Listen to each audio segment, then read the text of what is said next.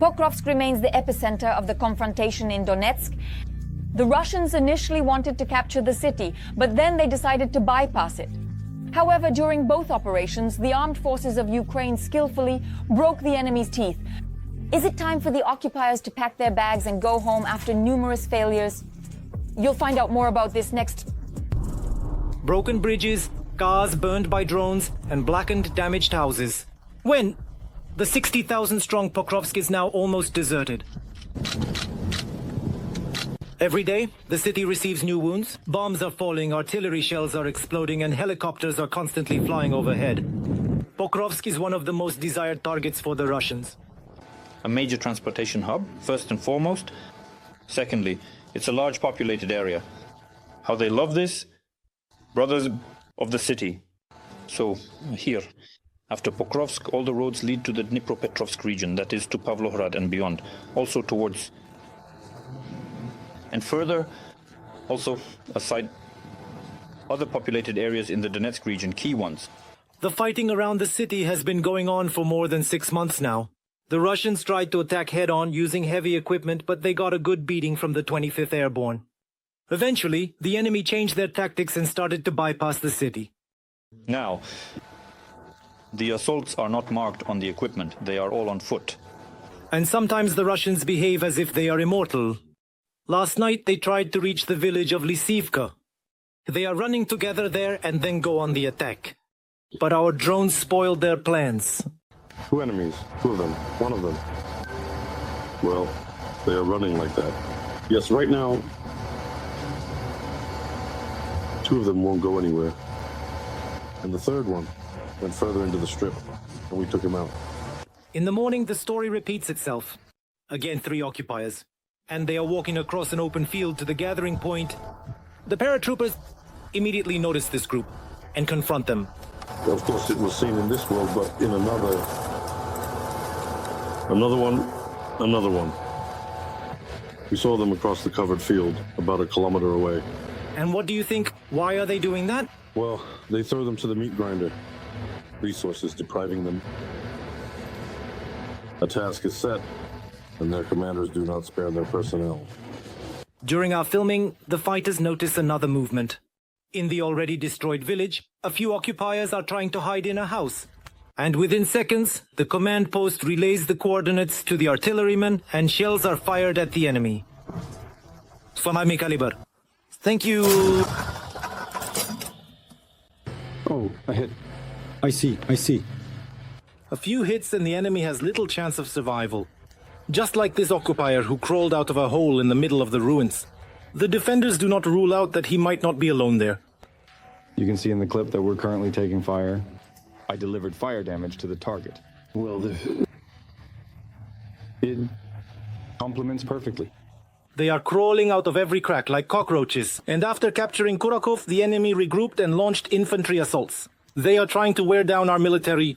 To advance even a meter towards Pokrovsk, the Russians are willing to lose hundreds of their soldiers.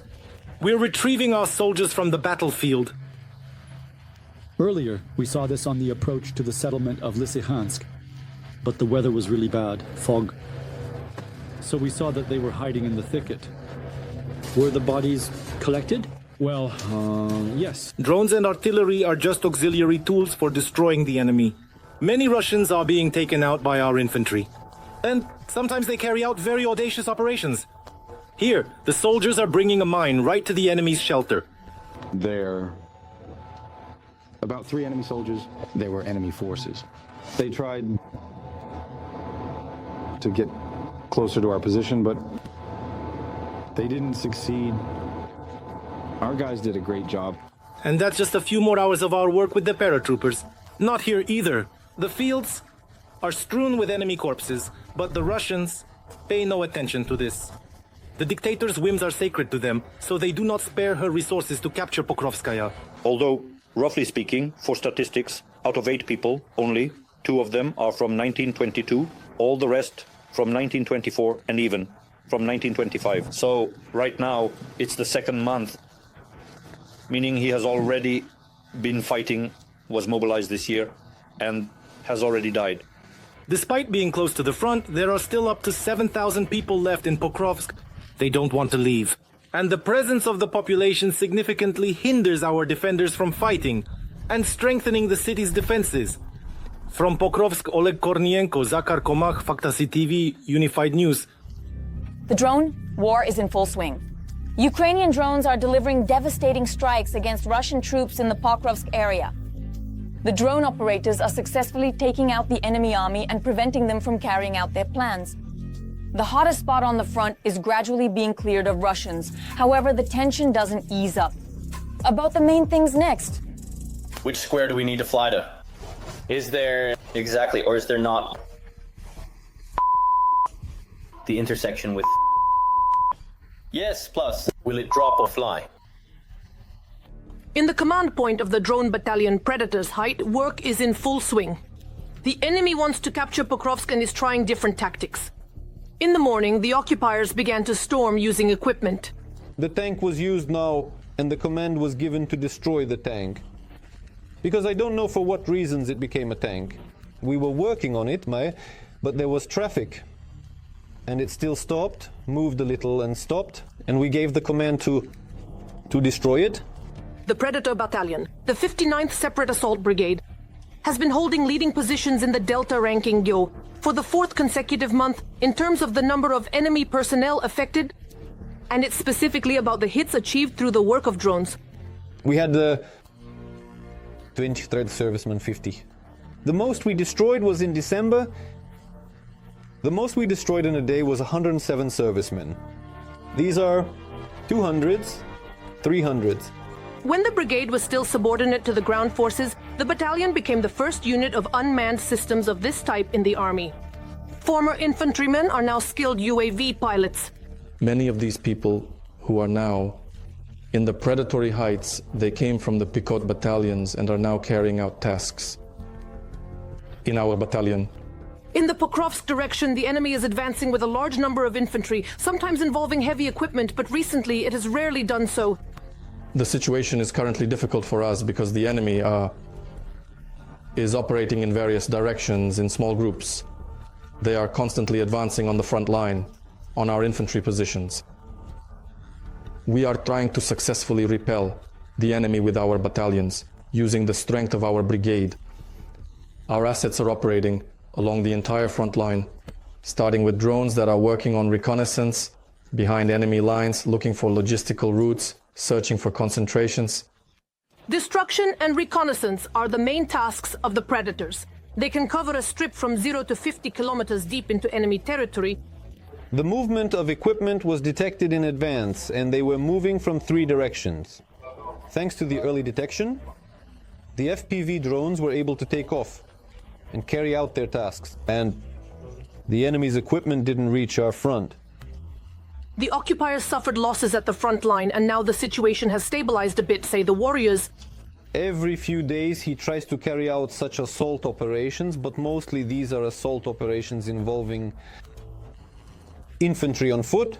They are moving. If a new unit is coming in, there are more massive assaults with a larger number of personnel, but new infantry units are advancing daily. The storm groups have started using anti-thermal cloaks or invisibility cloaks so that our drones don't spot them. They are brought to such a state, the personnel, that they truly believe that this anti-thermal cloak protects them from everything. And there have been multiple instances when right in the field he hears a drone. There's a group of 4 soldiers and he hears the drone. They lie down in the field, cover themselves with these cloaks and think that nothing will happen to them. This, if we reduce time to strike them, because he is lying there, either in a thicket or in the middle of the field, waiting for us to come and do something to him. Russian troops in the Pokrovsk direction are using fiber optic drones, but the Predators are managing to deal with that too. Our FPV Moridayak was flying, a regular FPV, which was flying along the route. I crossed paths with the enemy FPV right on the fiber optic line. The enemy was flying right along our logistics route. Our pilot, without thinking much, turns around and flies after this FPV right along the route, UD, where it was flying, and there was a break. Due to the propellers of our FPV, there was a break in the enemy's fiber optic cable. The enemy continues to press.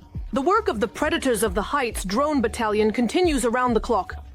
From Donetsk, Smolev's Marathon, we are Ukraine Marathon, United News. The armed forces of Ukraine advanced deep into Donetsk and spectacularly cleared out the occupiers. Putin's army wasn't ready for this at all, and now they're biting their elbows because they're losing towns one after another. Ukrainian defenders have not conducted such counterattacks before. We'll tell you more about the details of the operation later.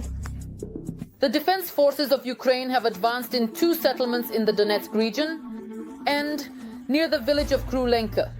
No, in the last few days in the Pokrovsk region. And there, the defense forces of Ukraine managed to clear the industrial zone and successfully take control of the surrounding settlements. Because in addition, the successful nature of Ukrainian counterattacks in the area of the settlement, Tatyenskaya, and there should be notably successful actions by the Ukrainian defense forces in the area of Pishcha. Putin is tasked with completely capturing the Pokrovsk sector in the near future. The Kremlin dictator considers this territory an important foothold for the occupiers' upcoming offensive operations deep into Ukrainian territory. But that's just the desire of the bunker. This is up to 7 kilometers. The enemy, in the midst of further successful vaccination efforts, operational risk in Tatyan surrounding and management strategies are crucial to mitigate. Ukrainian troops are also advancing in Kursk, restoring their positions near... In Krulenka, there is a tactical initiative by all of Ukraine's defense forces to be about the advancement of the Ukrainian defense forces in the Luhansk territory by about 5 to 7 kilometers, based on recent intelligence and information. At the moment, we can say that the Ukrainian defense forces have taken control of a number of settlements in the Kursk region. Moreover, the control zone of the Ukrainian defense forces and what is about 100 square kilometers. This is serious. This is really serious. The Ukrainian army literally can't sleep. And what lives with Turkey, understanding that the consequences of meat assaults are becoming harder and harder to hide, the enemy resorted to their favorite tactic of disinformation. This time in their dreams, they have full control over Toretsk. But in reality, Toretsk remains Ukrainian and is under control. They have appeared repeatedly in the last week in Russian and Western media regarding the so-called the armed forces of Ukraine, which consist of the army, navy, and air force, play a crucial role in defending the country's sovereignty and territorial integrity. Dmitry Rietska from Dyriko-Nakhalsk. The dominant height and a number of other positions, yes, adjacent to this industrial enterprise. Toretsk is a dominant height that allows the armed forces of Ukraine to maintain military control. The fortified areas of the Russian occupation army, the so-called Horlivka agglomeration. And although the Ukrainian defense forces are showing serious successes, the situation at the front remains tense. However, the Russians are fleeing not only from Ukrainian lands, but also from their own territories. Ukraine launched a powerful offensive in Kursk. The occupiers are crying crocodile tears right in the trenches, while Putin is trying to hide the number of casualties. Details in the story. They broke through the defense and advanced deep into Russia. The armed forces of Ukraine have launched a new counteroffensive in the Kursk region, and they have already shown a high result, advancing to the southeast of Sudzha. According to various estimates, Ukrainian units managed to advance 5 to 7 kilometers deep into Russian territory. The armed forces of Ukraine control Cherkaska, Konopelka, Ulanka, Kulmakova, and Fanasivka. The enemy used these settlements as key defense points. The Ukrainian counteroffensive, besides the element of surprise for the Russian side, aims to expand the presence of the armed forces of Ukraine in the Kursk region. And this could become that very trump card in future negotiations for both Putin and the Western partners. Kursk is a very strong trump card in all negotiations, especially with countries, that are very important to us, especially with the countries of the global south. For the countries of the global south, a successful operations beaten by the Ukrainian forces. This is a vivid testimony that the Russian army is unable to carry out an active defense even on its own territory, to carry out an active defense even on its own territory, not to mention the possibility of taking control territories in Donetsk or accordingly, and Putin's propagandists in Russia are going into hysterics. The new offensive could threaten the rear areas south of Suja and complicate the Russians' ability to cut off Ukrainian ground lines of communication. Our neighbors are sending... The main counteroffensive is for the workers. Next, the TikTok leader of the troops, Abdiel Odinov, began to tell how, in some miraculous way, his troops once again avoided a clash with the Ukrainian Armed Forces. Putin's servant. He complains that the Russian Ministry of Defense does not recognize his contributions to the homeland. The only ones who don't mention us at all are our department. Honestly, I don't understand why this is happening. They believe that if they don't stop this smart, he will cease to exist after this. And in the end, excuse me, you must have some conscience. How long can this go on? This is not the first offensive by the Ukrainian Defense Forces in the Kursk direction. And perhaps this tactic of periodic breakthroughs is effective.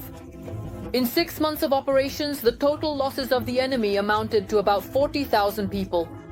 Of them, over 16,000 Putin's soldiers have been killed. That's all I have for now. Even more hellish news from the front in our next broadcast.